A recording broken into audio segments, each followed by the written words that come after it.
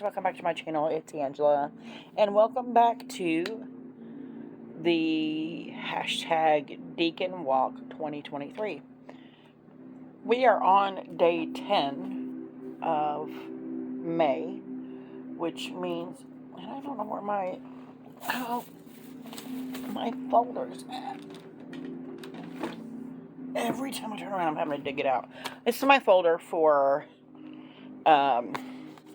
my little journal, my little calendar I'm keeping track of here, and it keeps getting fuller and fuller because I'm following Marlena Teresa's Decan Walk, and every time I turn around, she's doing every one of them, she does a spread, which she hasn't done hers yet here lately, but this one, but I'm doing a video anyway.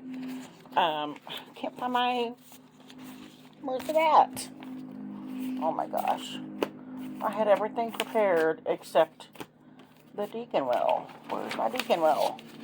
Right here. It was in there. In my folder. But my folder's getting thicker and thicker because of all the spreads. So we are in Taurus is a fixed sign.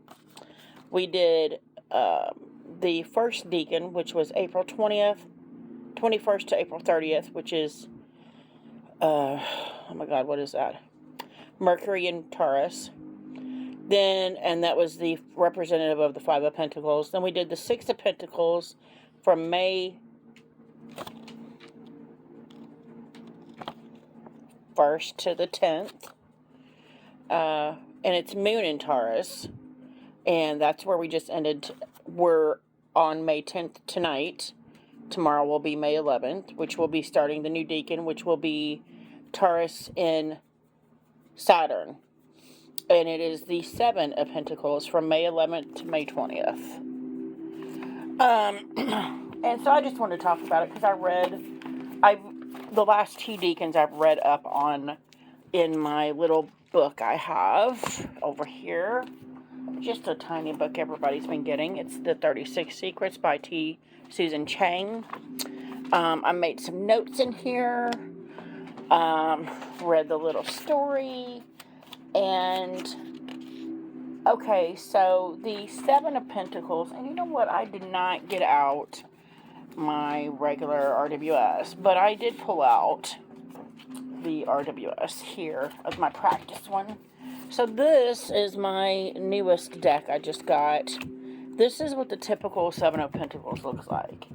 The Seven of Pentacles, I always see this as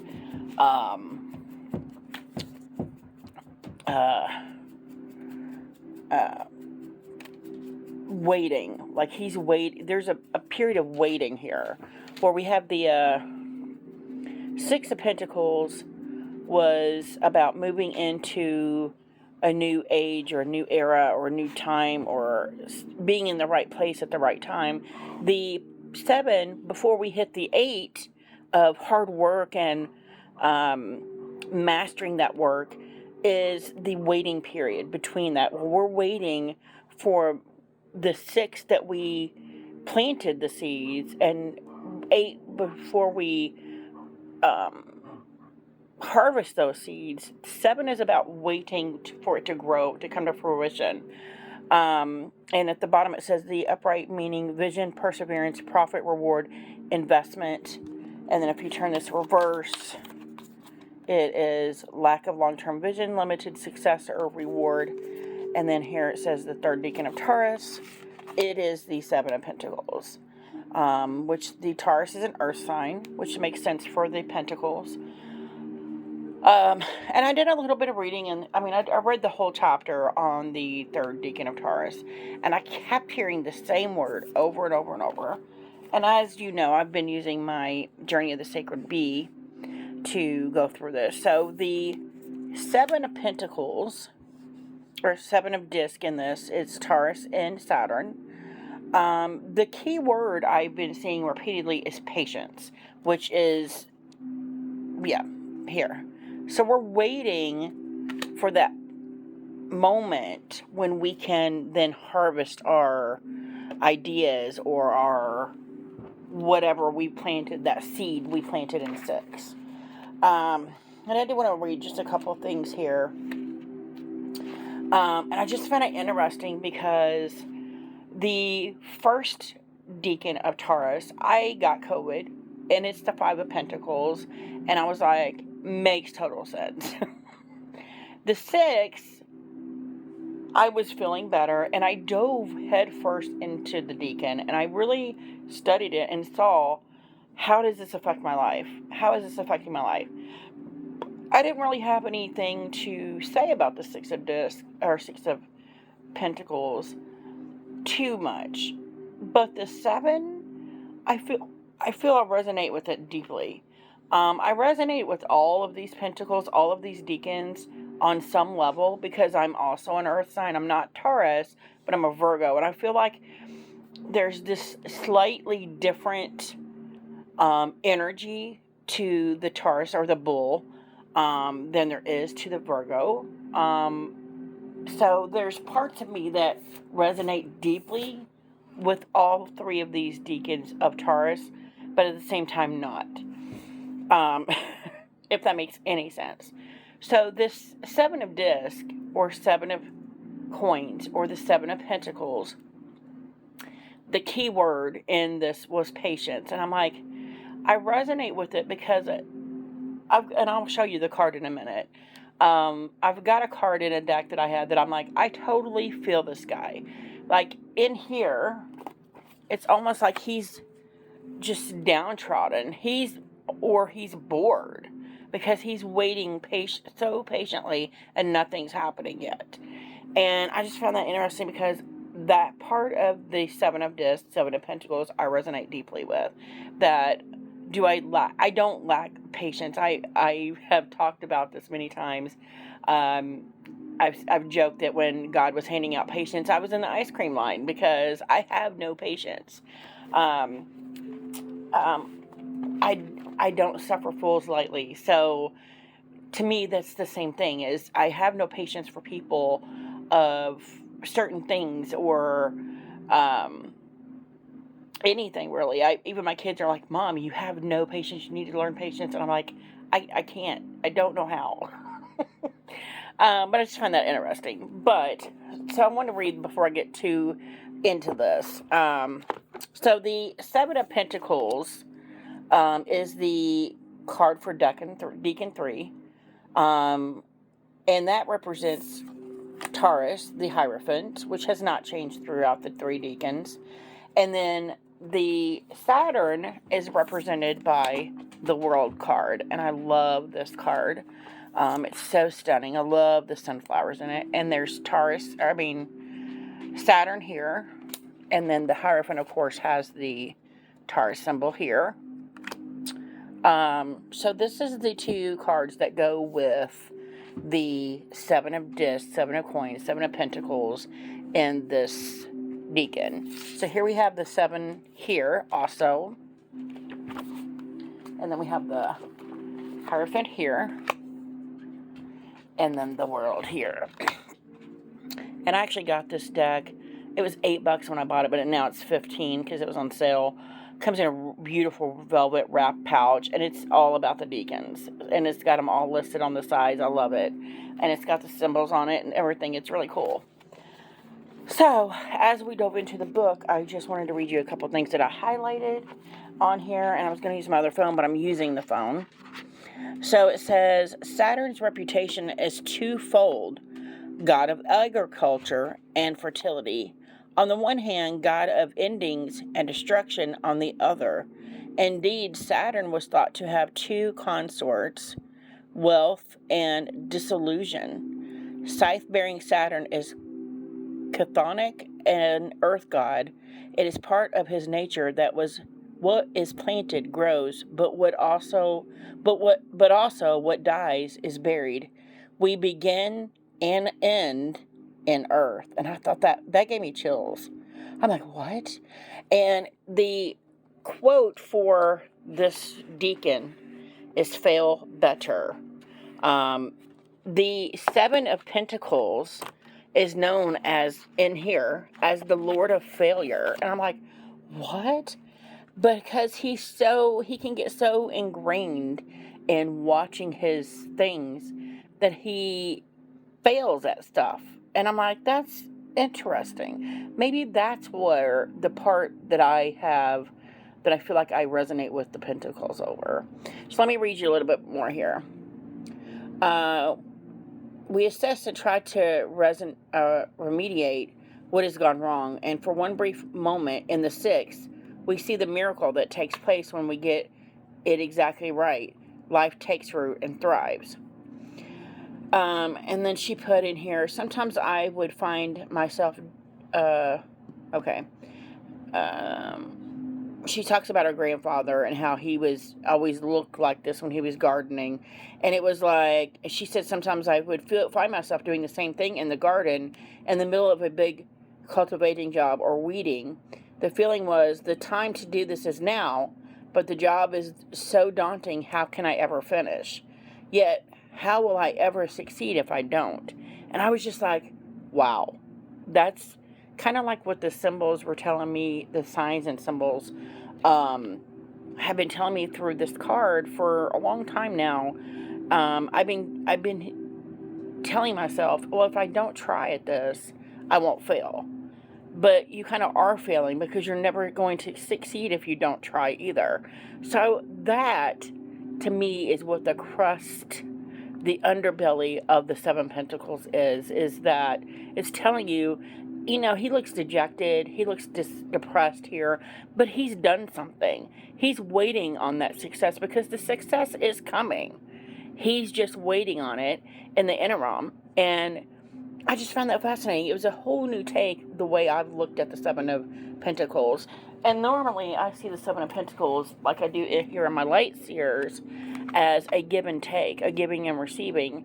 But I always just said the Seven of Pentacles was this giving and receiving. And I never stopped to think, if you plant the seeds, something's coming up. There's that interim waiting period, though, that kind of can get your mind off of the goal is to harvest it, right? The goal is to succeed. And I just found that very fascinating that this is that patient moment, that having patience moment of waiting for those seeds that you planted. Then something's coming up. I just found that very beautiful. And then I put, she wrote, therefore I read in the Seven of Pentacles a sort of timelessness. While the Six of Pentacles may depend on the exact right moment, the Seven of Pentacles stands outside of it. This may mean that the Seven of Pentacles fails from the perspective of linear, mundane time to achieve what we want it to do. But in another sense, it has all the time in the world. It cannot have objectively done both. Time itself is infinite. Only our perception of it is finite. And this, too, is one of the Seven of Pentacles lessons. And that gave me chills again. And I was like, what is happening? This is awesome. And then there's a whole bunch of other crap in here that I was like, what? I'm not even going to read them all now. I just found that interesting. And then she put, oh, my thing went off.